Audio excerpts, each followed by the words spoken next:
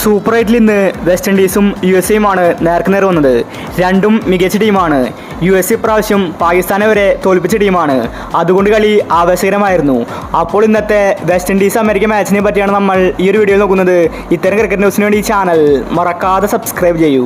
ഇന്ന് first bat ചെയ്തത് USA ആയിരുന്നു. അവർക്ക് മോശം തുടക്കമായിരുന്നു ഇന്ന് ലഭിച്ചത്. സ്റ്റാർട്ടിംഗ് തന്നെ അവരോട് വിക്കറ്റ് പോകുന്നുണ്ടായിരുന്നു.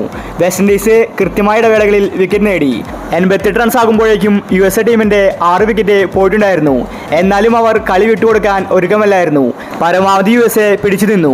അങ്ങനെ USA 19.5 ഓവറിൽ 128 റൺസിന് ഓൾ ഔട്ടായി. പിന്നീട് സെക്കൻഡ് ബാറ്റിങ്ങിന് വെസ്റ്റ് ഇൻഡീസ് ഇറങ്ങി. വെസ്റ്റ് ഇൻഡീസിന്റെ തുടക്കം തന്നെ വെടിക്കെട്ടായിരുന്നു.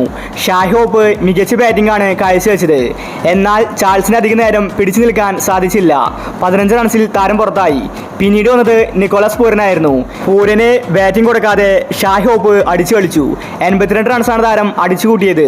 അതും 39 ബോളിൽ നിന്ന് 8 സിക്സും 4 ഫോറും ഷായ് ഹോപ്പ് അടിച്ചുകൂട്ടി. താരത്തിന്റെ ബാറ്റിങ്ങിന് മുന്നിൽ പിടിച്ചു നിൽക്കാൻ USA ടീമിന് സാധിച്ചില്ല. സാധാരണ അമേരിക്ക ടീം മികച്ച ബൗളിംഗ് കാഴ്ചവെക്കാറുണ്ട്. അങ്ങനെയാണ് പാകിസ്ഥാനെതിരെ USA ടീം ജയിച്ചിട്ടുണ്ടായിരുന്നത്. പക്ഷേ ഇത് വെസ്റ്റ് ഇൻഡീസ് ആണ്. USA-യുടെ ബൗളിംഗ് തന്ത്രങ്ങൾ വെസ്റ്റ് ഇൻഡീസിന് മുന്നിൽ പാഴായിപ്പോയി. USA-യും വെസ്റ്റ് ഇൻഡീസും നേർക്കുനേർ വന്നപ്പോൾ USA ടീം ജയിക്കുമെന്നാണ് എല്ലാവരും കരുതിയത്. എന്നാൽ നേരെ തിരിച്ചാണ് സംഭവിച്ചത്. 10 ഓവറിൽ വെസ്റ്റ് ഇൻഡീസ് 130 റൺസ് എടുത്ത് കളി ജയിച്ചു. ഈ വേൾഡ് കപ്പിൽ ഇത്രയും വേഗത്തിൽ കളി ജയിക്കുന്ന ടീം വെസ്റ്റ് ഇൻഡീസ് ആണ്. വെസ്റ്റ് ഇൻഡീസ് ഇപ്രാവശ്യം കപ്പ് നേടാനുള്ള സാധ്യതയുണ്ട്. അപ്പോൾ ഇത്തരം ക്രിക്കറ്റ് ന്യൂസിന് വേണ്ടി ഈ ചാനൽ മറക്കാതെ സബ്സ്ക്രൈബ് ചെയ്യൂ.